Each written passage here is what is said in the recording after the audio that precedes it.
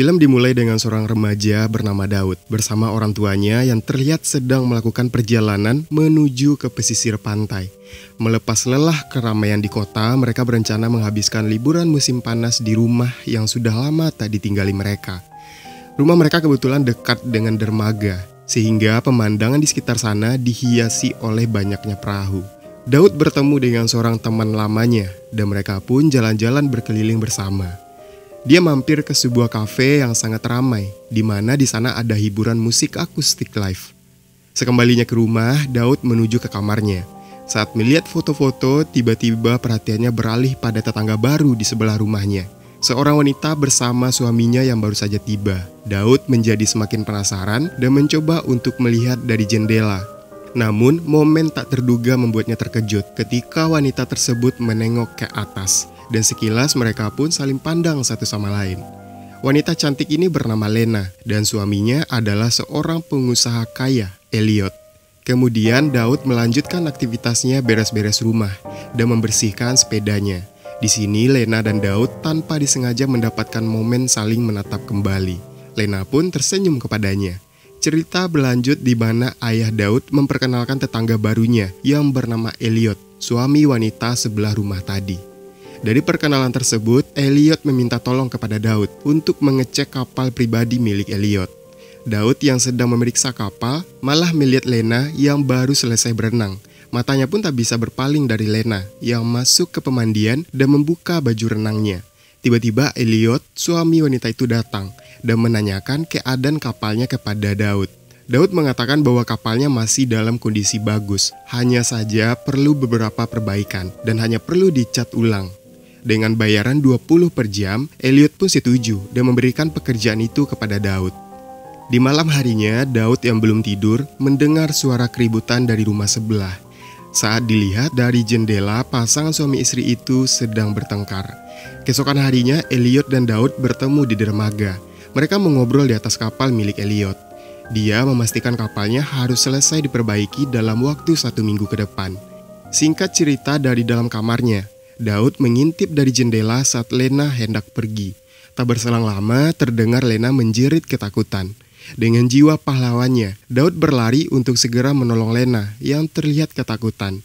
Saat dilihat ke dalam mobil, ternyata hanya ada seekor laba-laba kecil di dashboard mobilnya. Dia pun membuangnya, tetapi ada sedikit momen yang membuat Daud menjadi gemetar, di mana saat Lena mendekatkan dirinya untuk menyalakan mobil. Kemudian saat bekerja paruh waktu di kafe, dia sedikit bercerita kepada temannya, Carson, tentang perkenalan singkatnya dengan tetangganya itu, yang sampai hampir duduk di pangkuannya. Carson pun mengingatkan kepada Daud untuk harus hati-hati, karena suaminya terlihat menakutkan dan mungkin saja bisa menghabisi Daud. Daud pun membalasnya dengan senyuman. Sepulang kerja, di mana pada saat itu sudah malam dan sedikit mendung, Daud yang baru sampai depan rumahnya kaget melihat Lena ada di sana. Lena mengatakan bahwa dia tidak bisa masuk ke dalam rumah karena terkunci dari dalam dan suaminya sedang pergi keluar kota. Dia pun meminta Daud untuk membantunya.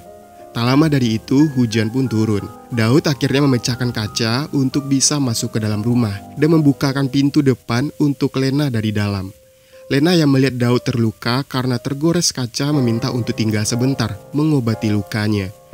Lena mulai membersihkan luka Daud dengan hati-hati. Daud pun semakin dak-dikduk merasakan gemetar dalam tubuhnya. Singkat cerita, setelah selesai diobati, Daud pun pamit untuk pulang. Namun baru beberapa langkah dia kembali dan mencium Lena. Daud pun meminta maaf, tetapi Lena malah meminta mengulangnya lagi. Hubungan terlarang antara mereka pun akhirnya dimulai. Di malam itu mereka menghabiskan waktu bersama. Sementara itu Daud terlihat senang, jatuh cinta dan sangat menyukai Lena. Di waktu kosongnya dia kembali menghabiskan waktu bersama temannya, Carson. Ketika Daud sedang di dermaga melakukan perbaikan kapal milik Elliot, tanpa diduga Lena datang ke sana dengan alasan ia diperintah oleh suaminya untuk memeriksa pekerjaan Daud. Lena pun lalu mengajak Daud untuk memeriksa kapal di bagian dalam dan meminta Daud untuk menutup pintu kapal. Setelah ini pasti kalian tahu apa yang akan terjadi. Ya, benar, mereka pun beraksi dan melakukannya di dalam kapal. Semenjak Lena dan Daud melakukan hubungan terlarang itu di rumah atau di kapal, Mereka sering menghabiskan waktu bersama dan membuat hubungan di antara keduanya jadi semakin hangat. Dan terjadi lagi saat Lena dan suaminya berada di toko. Daud diam-diam menyusul ke toko tanpa diketahui oleh Elliot. Sepertinya Lena dan Daud sudah tidak bisa menahan lagi, hingga di belakang toko pun mereka melakukannya. Elliot yang bosan menunggu di dalam mobil, akhirnya menyusul ke dalam toko mencari Lena. Dan hampir saja kejadian di belakang toko itu diketahui oleh Elliot. Lena kemudian buru-buru masuk ke dalam toko dan berpura-pura kalau dia dari toilet, lalu mereka berdua pun pulang.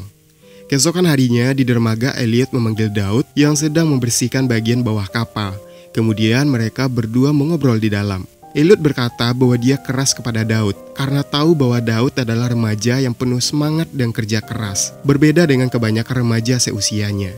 Singkat cerita, dia berkata kepada Daud bahwa dia akan pergi keluar kota karena akan ada perjalanan bisnis, sambil melangkahkan kakinya meninggalkan Daud sendirian di kapal itu.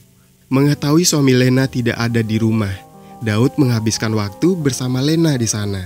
Di sela-sela obrolan, Lena mengatakan bahwa ia merasa sudah tidak tahan kepada suaminya karena sering diperlakukan kasar.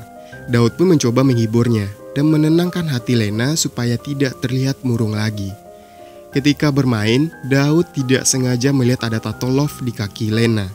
Daud dan Lena yang sedang asik bercanda di dapur ternyata dipergoki oleh tukang kebunnya. Mereka pun terdiam. Cerita pun berlanjut keesokan harinya, di mana Elliot mengajak Daud dan Lena berlayar untuk mencoba kapalnya setelah diperbaiki. Di kesempatan itu diam-diam Lena curhat kepada Daud dan mengatakan bahwa dia sudah tidak tahan lagi dengan suaminya. Di malam harinya Lena menelpon Daud dan berkata bahwa suaminya telah melakukan KDRT kepadanya. Daud yang khawatir dengan keadaan Lena menyusulnya ke sana. Di suatu pagi di hari yang cerah, terlihat Lena yang sedang berjemur di halaman rumah mencoba menggoda Daud dengan mengirimkan foto. Karena di situ ada tukang kebun, Daud mengajaknya ke tempat rahasia Daud di pinggir danau. Mereka pun langsung melakukan adu mekanik lagi di sana. Singkat cerita, saat Daud dan keluarganya pulang berbelanja, Lena mengirimkan pesan kalau ada sesuatu yang buruk terjadi dan dia ingin Daud melihatnya. Daud pun buru-buru masuk ke kamar dan mencoba menelpon balik Lena, tetapi ternyata Lena sudah ada di dalam kamar Daud. Daud pun menyuruhnya untuk kembali pulang karena takut ketahuan oleh orang tuanya dan berkata bahwa dia akan segera menyusulnya ke rumah. Daud yang menemui Lena di rumahnya kaget melihat jasad suaminya terkapar di lantai dapur. Lena menjelaskan padanya jika itu tidak sengaja. Daud pun bingung dan tidak tahu harus berbuat apa. Tetapi karena dia telah dibutakan oleh cinta, Daud akan membantu Lena untuk menghilangkan jejak. Karena jika dilaporkan sekarang, Lena akan dituduh sebagai pembunuh. Malamnya setelah punya ide harus bagaimana, Daud membawa mayat Elliot ke kapal dan membuat seolah-olah Elliot meninggal karena kecelakaan. Keesokan harinya, mayat Elliot yang terbakar di kapal ditemukan dan sedang diperiksa oleh polisi. Kemudian polisi memberitahu Lena jika suaminya meninggal dan kasus ini sedang diselidiki lebih dalam. Agen asuransi bernama Angela ikut menyelidiki kasus ini karena dia tidak mau jika kejadian ini adalah ulah sengaja dari istrinya sendiri karena ingin asuransi $10 juta. Pada intinya dia mencurigai kematian ini adalah pembunuhan. Saat Lena memberikan keterangan di polisi, dia memberitahu jika ada penguntit menerobos ke rumah dan mencuri celana dalamnya. Tetapi keterangan seperti itu tidak diberitahu Lena kepada Daud. Saat pimpinan polisi yang bernama Jack dan Angela menyelidiki rumah Lena, Angela menemukan satu bukti ada darah dalam pecahan kaca jendela. Kemudian saat Daud diinterogasi oleh polisi, ibu Daud yang seorang pengacara itu marah karena dicecar pertanyaan seolah-olah dia adalah tersangka. Lena mengajak bertemu di tempat rahasia Daud di pinggir pantai. Saat mereka bertemu, mereka sepakat menyimpan ponsel masing-masing di sana. Karena itu adalah salah satu bukti sehingga harus diamankan. Angela yang masih ingin menyelidiki keterlibatan Daud dengan pembunuhan ini mendatangi rumah Daud. Di situ, Daud diperiksa sidik jarinya oleh agen asuransi tersebut. Sementara ibunya menemukan celana dalam di lemari kamarnya Daud. Ibunya pun mulai curiga kepadanya. Cerita berlanjut ke sebuah kafe. Daud berencana mengakui dan menceritakan semuanya kepada Jack. Tetapi ibunya tiba-tiba menelpon dan ingin Daud untuk segera pulang. Dia pun tak jadi bercerita kepada Jack. Akan tetapi tanpa diduga Jack mengambil gelas yang diminum oleh Daud untuk diperiksa sidik jarinya. Ternyata Jack juga curiga kepadanya.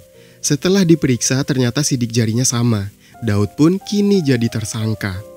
Di sisi lain, orang tua Daud meminta penjelasan tentang celana dalam yang ditemukan di kamarnya. Daud mengakui pernah melihatnya, tetapi bukan di sini. Dia tidak tahu siapa yang meletakkan celana dalam itu di kamarnya. Daud pun akhirnya mulai curiga kalau dia telah dijebak oleh Lena. Dia juga menjelaskan bukan dia pelaku yang membunuh Elliot tetangganya itu. Belum selesai menjelaskan, datanglah polisi ke rumah untuk menangkap Daud.